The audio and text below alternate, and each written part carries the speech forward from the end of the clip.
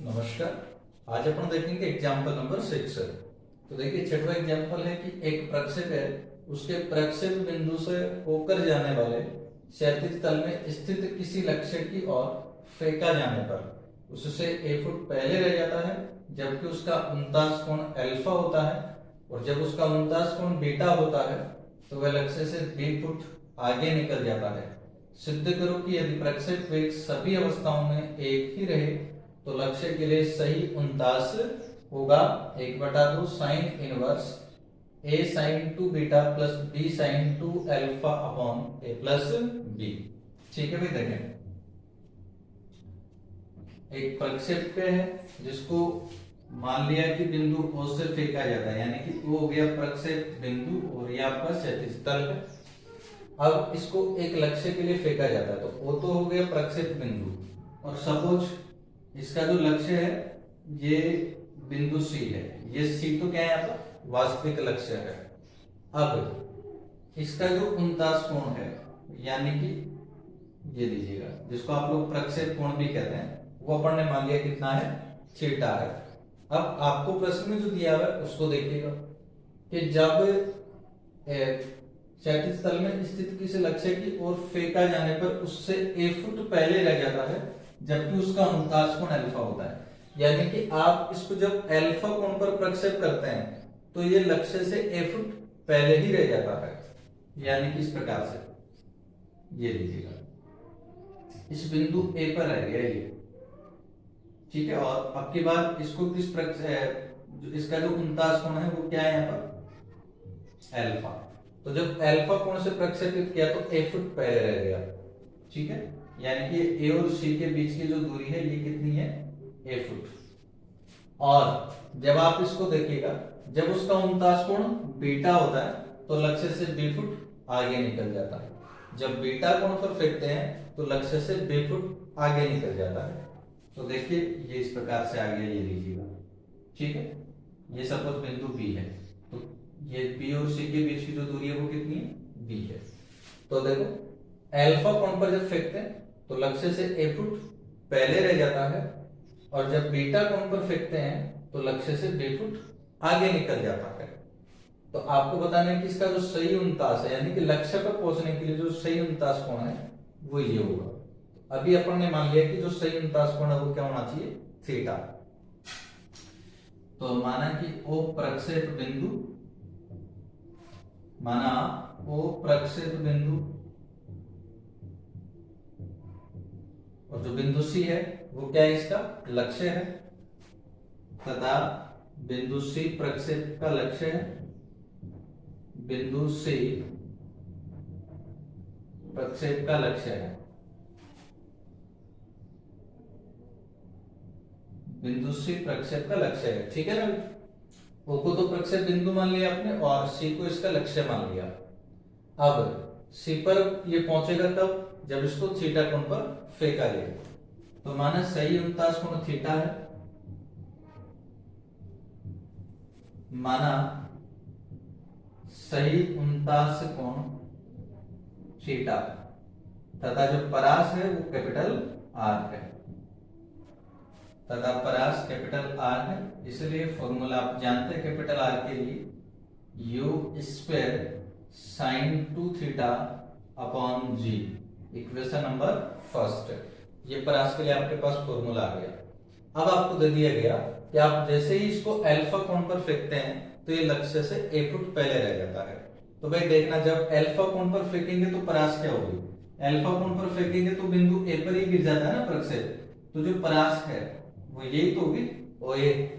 अब OA परास होगी तो उसकी लंबाई देख लो क्या हो जाएगी भाई, OC की लंबाई कितनी है R और AC की लंबाई A, तो जो OA है इसकी लंबाई आ जाएगी R माइनस A।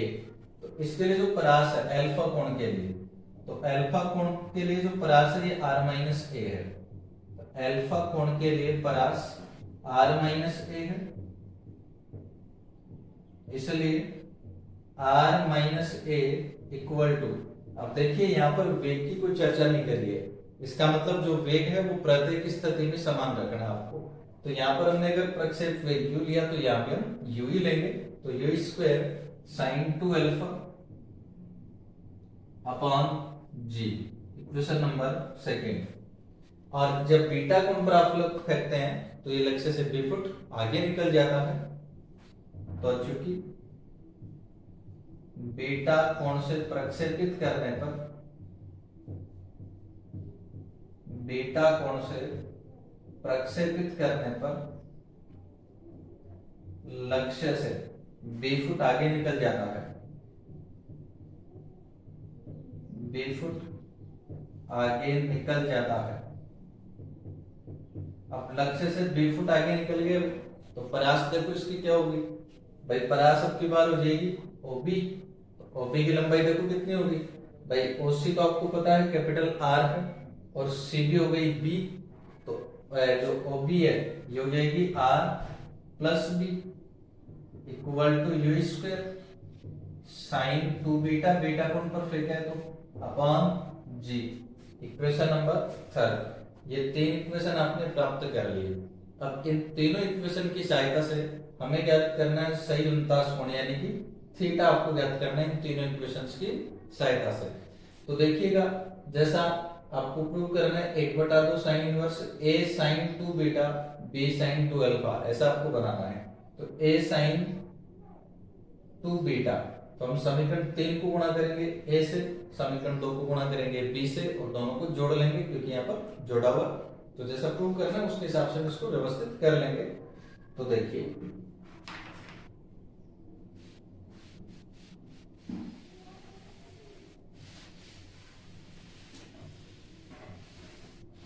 अब हम कर लेंगे समीकरण 2 को, तो समीकरण 2 को अपन गुणा करेंगे b से, तथा 3 को a से गुणाकर जोड़ने पर, a से गुणाकर जोड़ने पर, हाँ भाई जोड़िएगा, देखते हैं क्या बनता है। देखो r तो कॉमन आ जाएगा, तो इसको तो आपने a से गुणा किया तो ar बनेगा, तो और ये बनेगा आर बी, तो दोनों में से r कॉमन मिलने पर a प्लस बी हो जाएगा। इसके अलावा देखिएगा, इसको b से मल्टीप्लाई किया तो माइनस ए बी, इसको a से मल्टीप्लाई किया तो प्लस ए बी, दोनों को जैसे जोड़ोगे कैंसिल हो जाएंगे, और इक्वल टू देखो यू स्क्वायर अपॉन जी, दोनों में से कॉमन आ जाएगा, तो u square upon g common ले लीजिए। इसके बाद में आपके पास क्या बचेगा, ये साइन 2 अल्फा जिसको मल्टीप्लाई कर दिया b से, तो आ जाएगा b sine 2 alpha, b sine 2 alpha, और प्लस इसको मल्टीप्लाई किया है a से, तो a साइन 2 बीटा। ठीक है भाई, ये आपने कर दिया है। तो ये हो जाएगा इक्वेशन नंबर 4। अब ये अपने पास में बन गया इक्वेशन नंबर 4। और अब समीकरण 1 व 4 से,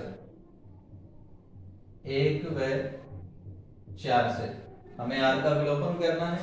तो समीकरण 1 से r का जो मान है ये समीकरण 4 में पुट कर दीजिए। तो r का वैल्यू पुट कर दिया आपने, u square sine 2 theta upon g into a plus b equal to u square upon g into a sine 2 beta plus b sine 2 alpha. अब u square upon g cancel हो जाएगा, तो sign 2 theta equal to क्या आ जाएगा भाई, sign 2 theta equal to ये आ जाएगा a साइन 2 बीटा,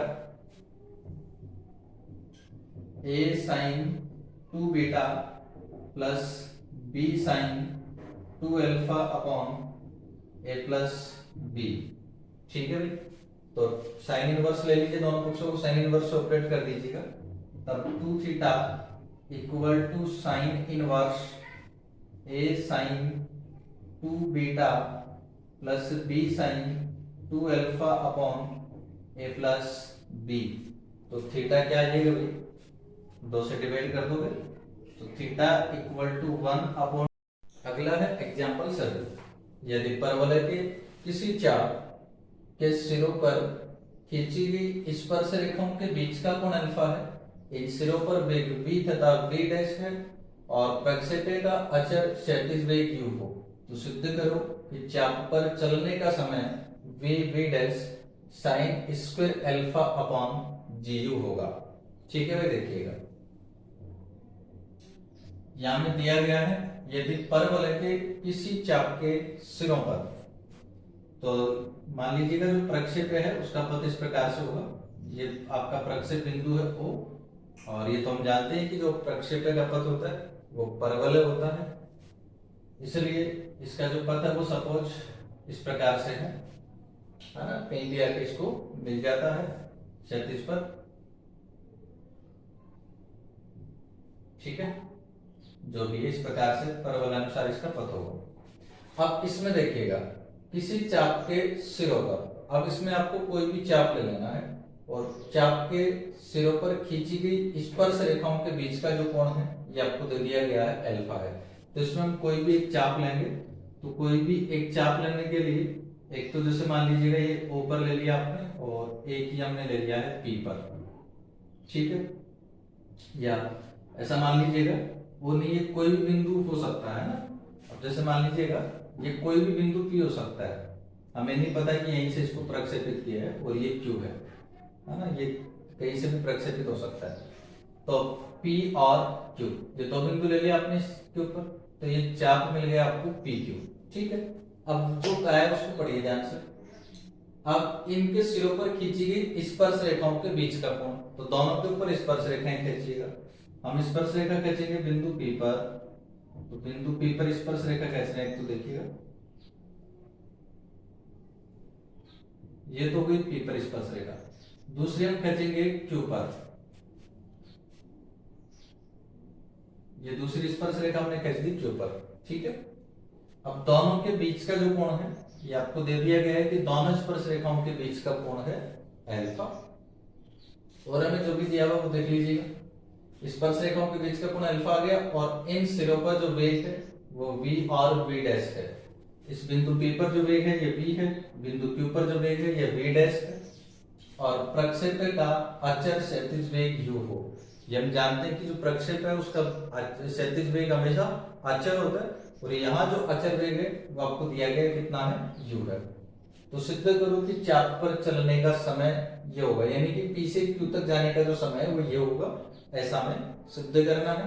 तो अब देखिएगा सबसे पहले तो हम लोग क्या कर लेते हैं, माना कि ये P पर, बिंदु P पर ये जो वेग की दिशा है ये क्षैतिज से कोण बना रही है थीटा, और बिंदु Q पर जो वेग की क्षैतिज दिशा है ये कोण बना रही है थीटा डैश। अब ये जो थीटा डैश है ये बराबर हो जाएगा थीटा माइनस अल्फा के।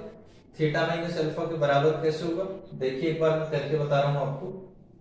उसके लिए हम लोग क्या करते हैं, ऐसी कंडीशन में भाई ये आपका बिंदु Q है, देखो अब दोनों के बीच का कोण निकालना आपको, तो इनके दोनों का अपन क्या करते हैं, यहां से इस रेखा को उठा करके यहां बनाते हैं। यहां बनाने का मतलब है एक रेखा आप बनाएंगे बिंदु Q से गुजरती हुई इस रेखा के समांतर, ये जो P पर स्पर्श रेखा है ना, इस P की स्पर्श रेखा के समांतर बिंदु Q से गुजरने वाली रेखा आप लोग इस प्रकार से बना लेते हैं। तो अब देखो भाई ये जो स्पर्श रेखा थी ये थीटा कोण बना रही थी, इसका मतलब ये भी क्षैतिज से थीटा कोण ही बनेगी, तो ये पूरा कोण आपके पास में हो जाता है कितना, थीटा। और ये वाला जो कोण है ये आपको पता है दोनों के बीच का, दोनों स्पर्श रेखाओं के बीच का कोण कितना है, अल्फा। तो ये पूरा था थीटा, और इसमें से ऊपर वाला अल्फा जब घटा देंगे तो ये वाला कोण क्या आ जाएगा, थीटा माइनस अल्फा। ठीक है, तो ये दोनों स्पर्श रेखाओं के बीच का जो कोण है ये आपके पास थीटा माइनस अल्फा हो जाता है। और अब हम ज्ञात करते हैं, देखिएगा तो माना बिंदु P व Q पर स्पर्श रेखाएं क्षैतिज से क्रमशः स्पर्श रेखाएं क्षैतिज से क्रमशः थीटा व थीटा डैश कोण बनाती है, थीटा व थीटा डैश कोण बनाती है, इसलिए थीटा डैश इक्वल टू है theta minus alpha, equation number first है। दूसरा देखिएगा, आपको यहाँ दे दिया गया है कि जो क्षैतिज वेग है, ये तो अपन जानते हैं कि अचर होता है, लेकिन दिया हुआ कितना है, u है। तो देखो बिंदु P पर अगर हम देखें एक बार तो क्षैतिज वेग को, तो बिंदु P पर जो वेग है ये आपको दिया गया है, कितना है भाई, v है। इसलिए जो क्षैतिज वेग है वो देखो क्या बनेगा, तो चूंकि क्षैतिज वेग सदैव अचर होता है, क्षैतिज वेग सदैव अचर होता है, इसका मतलब क्या हुआ कि बिंदु P पर क्षैतिज वेग देखिएगा, तो बिंदु P पर जो वेग है वो आपको v दिया हुआ है, तो वेग v की दिशा ये वाली क्या आपने, तो इसका क्षैतिज घटक अगर देखेंगे तो क्या हो जाएगा भाई, v से क्षैतिज कितना कोण बना रही है, थीटा। तो इसका जो क्षैतिज घटक है ये हो जाएगा v cos theta, equal to आपको दिया हुआ कि जो क्षैतिज है वो u है। और बिंदु के ऊपर भी देख लीजिएगा क्षैतिज वेग को, भाई बिंदु के ऊपर जो क्षैतिज वेग है ये क्या बनेगा, बिंदु के ऊपर जो वेग है ये आपको दिया गया है कितना है, v डैश। अब वेग v डैश है, इसलिए इसका जो क्षैतिज घटक है, भाई क्षैतिज से थीटा डैश कोण बना रही है, तो क्षैतिज घटक हो जाएगा v dash cos theta dash, equation number second. ठीक है, ये अपने पास में आ गया क्षैतिज वेग का घटक। अब एक बार हम ऊर्ध्वाधर वेग की भी चर्चा कर लेते हैं। तो ऊर्ध्वाधर वेग के लिए हम ये फॉर्मूला यूज कर लेंगे, v equal to u minus gt। अब इसमें वैल्यू पुट कर लीजिएगा आपको, तो सूत्र v equal to u minus gt का प्रयोग करने पर, जब ऊर्ध्वाधर वेग की बात करता है अपन को, आप ध्यान दीजिएगा बिंदु के ऊपर देख रहे हैं अपन ऊर्ध्वाधर वेग। अब बिंदु के ऊपर जो ऊर्ध्वाधर वेग है, अब देखो इस फॉर्मूले में जो v होता है अंतिम वेग होता है, u प्रारंभिक वेग होता है। हम बिंदु के ऊपर वेग ज्ञात करें और p पर अपने को दिया है, तो बिंदु के ऊपर जो ऊर्ध्वाधर वेग है वो क्या बनेगा भाई, वेग v डैश था, तो इसका जो ऊर्ध्वाधर घटक है v dash sin theta dash, यानी अंतिम वेग आपके पास हो गया v dash sin theta dash equal to u प्रारंभिक वेग है, जो कि अपन p पर ले लेते हैं यहाँ। तो p पर जो वेग है ये v है, इसलिए इसका जो ऊर्ध्वाधर घटक होगा ये आपके पास हो जाएगा v sin थीटा और माइनस gt, तो g और ये लीजिएगा t, तो t क्या हो जाएगा, p से q तक पहुंचने का समय। तो अब t हमें ज्ञात करना है, t हमें ज्ञात करना है, तो इक्वेशन नंबर थर्ड हो गया। अब 2 और 3 को कर दीजिए मल्टीप्लाई, तो 2 व 3 को गुणा करने पर, 2 व 3 को गुणा करने पर, 2 और 3 को गुणा कर दीजिएगा सब। 10 जैसे गुणा करेंगे तो देखो v को इससे जैसे मल्टीप्लाई करेंगे तो आ जाएगा v dash cos theta sin theta equal to, इधर भी मल्टीप्लाई करिए तो v dash cos theta dash को जब v sin थीटा से कर देंगे तो आ जाएगा v dash sin theta cos theta dash. फिर इसको जब gt से मल्टीप्लाई कर देंगे तो आ जाएगा minus gt v dash cos theta dash, v dash cos theta dash. हमें t ज्ञात करना है, समय ज्ञात करना है, तो हम यहाँ से पक्षांतरण करेंगे, इस t वाले पद को एक तरफ कर लेंगे, बाकी सबको एक तरफ कर देंगे। तो इसका पक्षांतरण करके हम बाईं तरफ ले लेंगे, तो ये प्लस बन जाएगा और प्लस में जाएगा तो आ जाएगा gt v dash cos theta dash equal to v dash, देखो कॉमन आ जाएगा दोनों में से, तो v डैश को कॉमन ले लेंगे और v डैश को जैसे ही कॉमन लेंगे फिर आ जाएगा sin theta cos theta dash, तो ये आपके पास आ गया sin theta cos theta dash. तो इसका जब पक्षांतरण कर देंगे तो माइनस माइनस, एक मिनट ये दोनों थीटा नहीं हो सकते भाई, इनमें से देखो ये sin थीटा डैश है यहाँ, तो cos theta sin theta dash, cos theta sin theta dash. ठीक है, अब इसको हल करते हैं अपन, तो देखते हैं क्या बनता है। gt v dash cos theta dash v dash cos theta dash equal to v dash, ये अपने पास में बनेगा formula sin theta cos theta dash minus cos theta sin theta dash. तो ये फॉर्मूला आपके पास हो जाएगा sin theta minus theta dash का। ठीक है भाई, और अब इसको हल कर लें और वैल्यू ज्ञात कर लेंगे हम टी का। तो टी का वैल्यू ज्ञात करने के लिए देखो इसमें ये जो v dash cos theta dash है इसको अपन लिख देंगे u। तो इसको u लिखेगा तो ये हो जाएगा g t u equal to v v dash sine theta minus theta dash. ये अपने पास में देखो थीटा माइनस थीटा डैश किसके बराबर हो जाएगा, यहाँ से समीकरण 1 से देख लीजिएगा, अल्फा हो जाएगा थीटा माइनस थीटा डैश। तो इसको हमने लिख दिया अल्फा, तो ये आपके पास हो जाएगा साइन अल्फा। ठीक है, तो u इक्वल टू क्या है, t इक्वल टू क्या बन जाएगा अपने पास में। अब यहाँ से t का वैल्यू हम लोग देख लेंगे, तो देखते हैं t का जो वैल्यू है वो क्या बनेगा। तो t इक्वल टू बन जाएगा v v डैश sine alpha upon g u. ठीक है, तो ये आ गया तीसरे चौथे पहुंचने का समय या चाप पर चलने का समय। इसको क्वेश्चन में भी ठीक कर लेना, साइन स्क्वायर अल्फा नहीं आएगा, केवल साइन अल्फा आएगा।